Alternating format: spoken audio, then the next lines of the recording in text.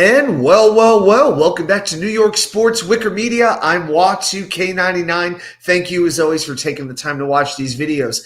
So the New York Mets, it's amazing to think that after this crazy final week that they have had, all the chaos that culminated with beating the Braves in an amazing Game 1 today in Atlanta to clinch that postseason spot, they got to turn right around and play a very good, very scrappy Milwaukee Brewers team on Tuesday afternoon at Miller Park / American Family Field.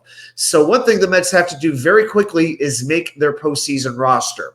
So I thought I would come on here and explain what I would do with the 26-man roster for what will be a best-of-3 game series. So first I'm going to give you the position players. Now, you can pick any player. The rules are you can pick anybody from the 40-man roster.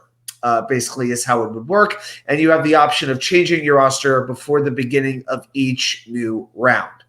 Now, since it's a best of 3, I'm going to go a little bit lighter on the pitching rotation. So keep that in mind as I go through the position players. So with the first 2 spots, you have to take your 2 catchers. So Francisco Alvarez and Luis Torrens. I would not be surprised to see Torrens play the majority of the series, actually, maybe 2 games, because we know the Brewers love to run, and Torrens is much more apt at throwing a base runner out than Francisco Alvarez is. But again, the pitchers love pitching to Alvarez. He calls a very good game.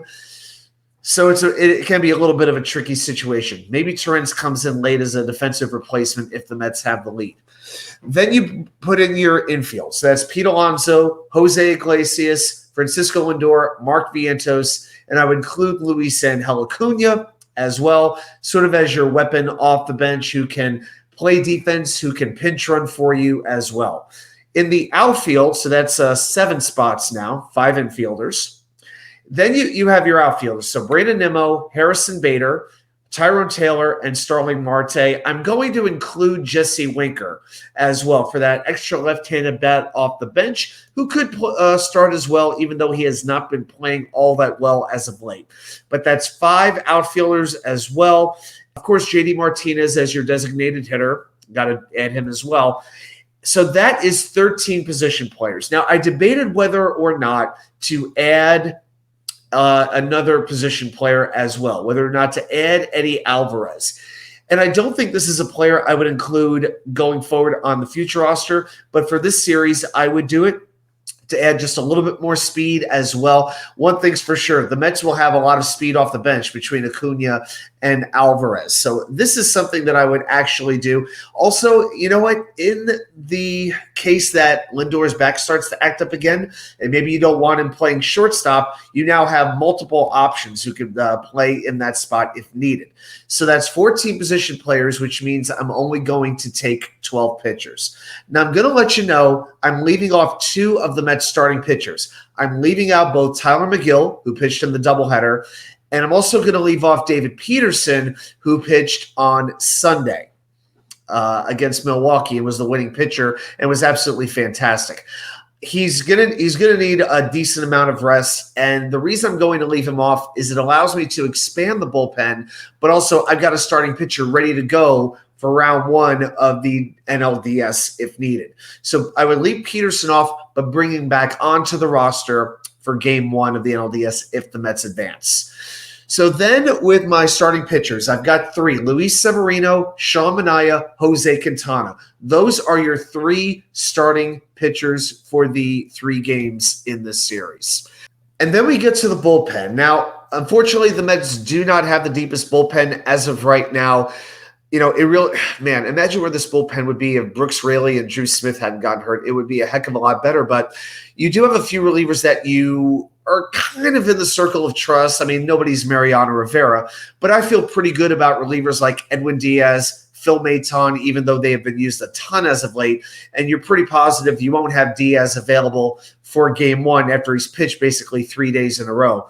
But Diaz, Maton, Jose Butto, I feel pretty good about them.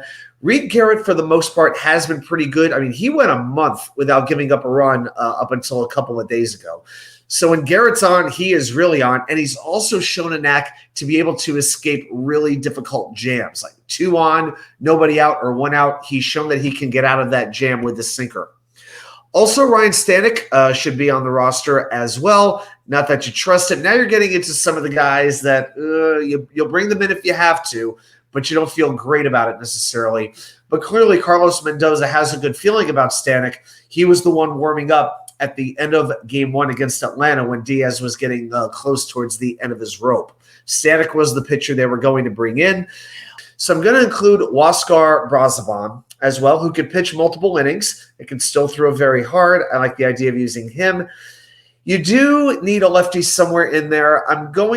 So Alex Young would be my primary lefty. He's done much better than Danny Young. Danny Young's ERA is over 10 in the last month.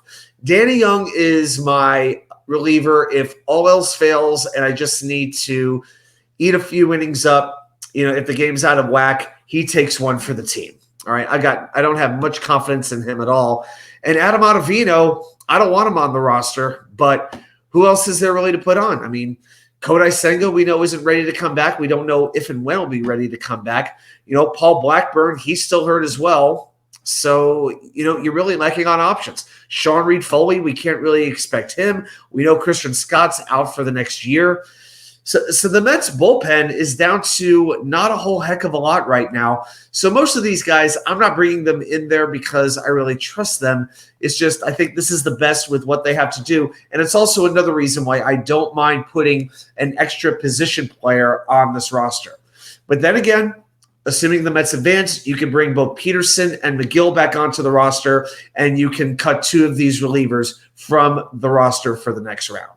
So those are my thoughts for the roster. Do you agree with my roster? Would you make any changes? If so, let me know what they are. Put them right down there in the comments. Thanks, everybody, for watching, and I'll see you right back here with more content from you know where. The Wicker Chair.